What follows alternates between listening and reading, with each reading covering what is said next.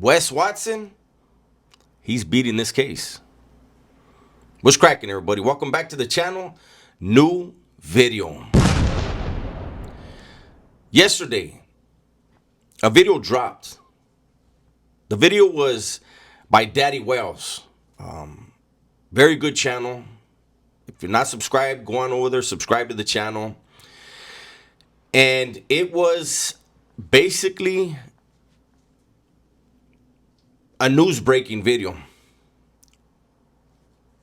I had recorded a video reacting basically to what Daddy Wells had put out. What Daddy Wells had put out was the phone call between Megan and Wes Watson. And it was ugly. I still have my video.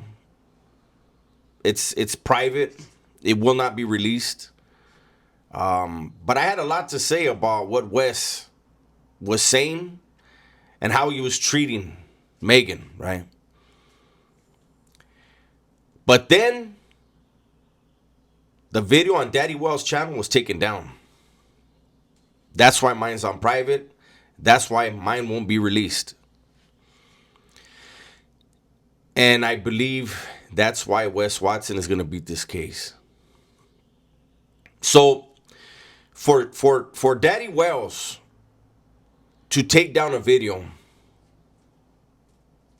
if we just step back and think about it for a second,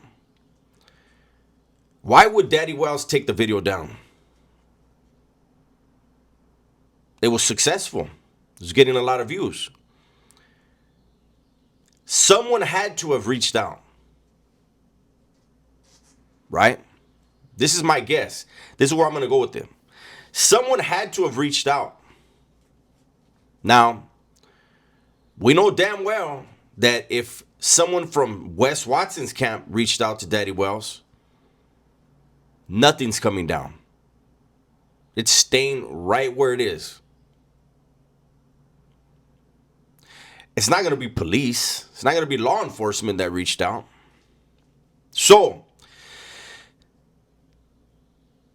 what seems clear to me is someone from Megan's side had to have reached out.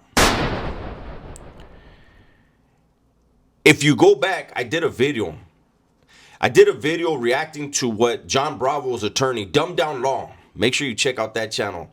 I did a video based off what Dumb Down Law had to say.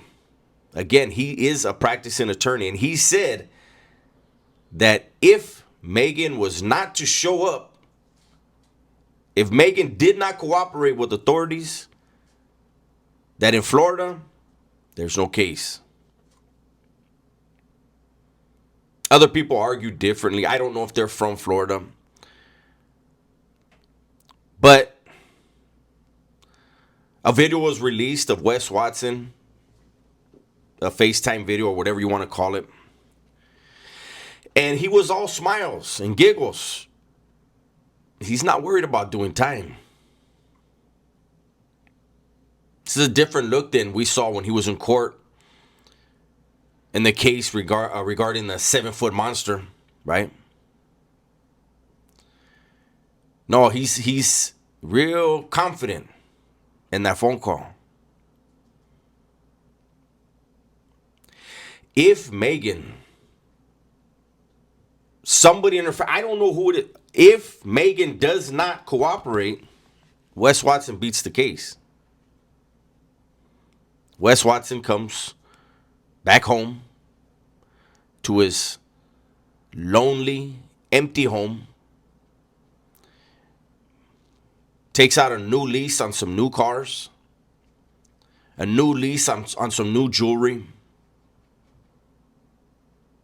But my concern is this. If somehow, some way, Megan has a change of heart, if somehow, some way, Megan can overlook the injuries that she sustained, if she can somehow, some way forget the words from that phone call and how she was treated, and for some unknown reason decides to forgive and forget and goes back to Wes, it's going to get worse. Wes Watson, if he were to beat this case, the caricature that he has created of himself, it would intensify 1,000%. Wes Watson is a nobody. When it comes to the criminal world out here in California, Wes Watson was never a factor, not on the streets, and not in prison. Wes Watson has created this whole narrative of 10 years incarcerated when he wasn't sentenced to 10 years. Just prior to Wes's incarceration here in California, when he did go and do his little stretch, he was living in a home with his girlfriend and I believe 5 or 6 other women, renting a room. He had no money. His money was gone. He had money at one point, but just like we see what happened to him recently, this time around, from everything I was told, he started using the Range Rover. The rims were gone. The system was gone. It was a shell. He couldn't make enough money to get his own place, and he was renting a room with his girlfriend and a bunch of other women. History has repeated itself with Wes. He's about to lose everything again. Why? Because by the looks of it, he relapsed. But this version of Wes Watson it's not based on any type of reality. So if whoever it is that reached out to Daddy Wells and asked her to take the video down, I want you to understand, Wes Watson getting back out only intensifies the delusion in his mind.